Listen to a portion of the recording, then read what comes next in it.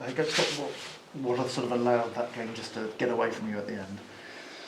I don't think we fully committed. I think that we were poor today. I didn't feel as if we had the swagger that we had last week. I said to the players, it's the same team that goes to Barrow or fourth in the league, and we play with a real kind of swagger and belief. And today we didn't seem to have that spark. We didn't seem to have that real kind of energy to go and play, which was disappointing. What sort of on a slightly more technical level didn't you do that perhaps you needed to do? We didn't play. We didn't play as well as we have done in past games. It's the first time that I feel I can say that we haven't played on a level that I would expect of the team that I've picked. So we didn't pass the ball as well. We had kind of players not really wanting to get into spaces to get on the ball, and then consequently we didn't create loads of chances again. And of course, the longer the game goes on, certainly at the end there, where we've got Fraser Blake Tracy, who's one player who will put his head on the balls off the pitch when they sling the corner in at the end. Is it a sort of question of not enough movement, or are there other things you'd identify as well? Yeah, not enough. Well, there's more than just one thing. Not enough movement off the ball, not enough guile on the ball.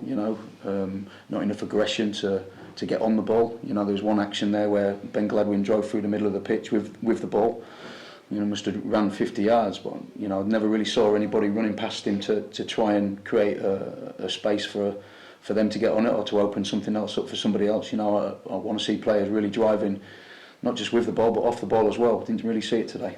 Do you have any sort of clues where that relative lack of energy, I don't know if that's fair, comes from then? I'm not somebody who will sit here and make excuses, but we did seem like we didn't have any energy, like you say, and I know there's been a lot of illness through the camp, but I'm not going to use excuses. I don't believe that. I believe that once you're out there, you've got enough in your tank to make things happen, and we just didn't do that today.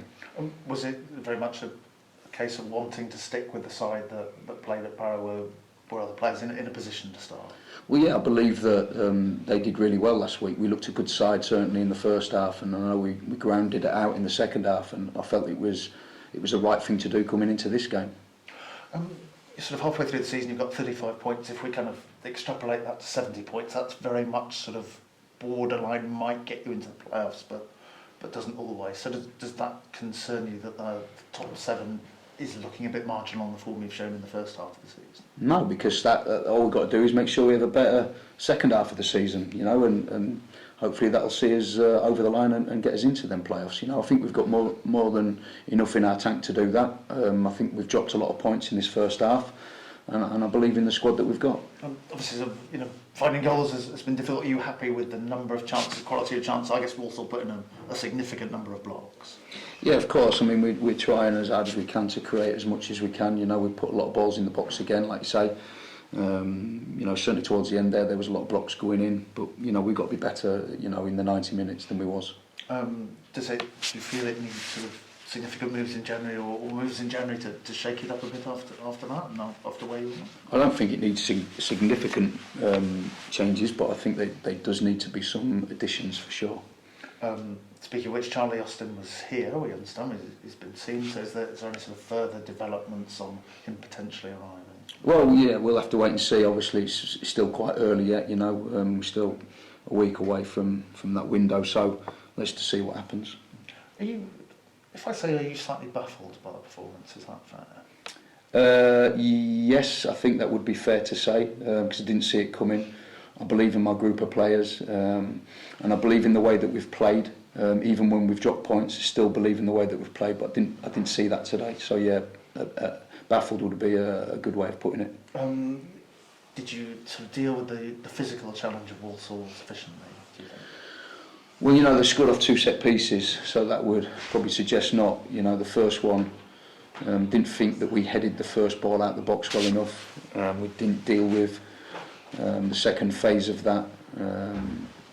Romeo Hutton slung his head at it, and obviously he's gone in from a kind of a tight angle, so we didn't deal with that. And then of course the second goal, like I say, we had Fraser Blake Tracy, who you can rely on. He will put his head on pretty much everything that comes in the box. Was off the pitch at that moment, but we still got players on the pitch that you would hope and think that they would go and head the ball.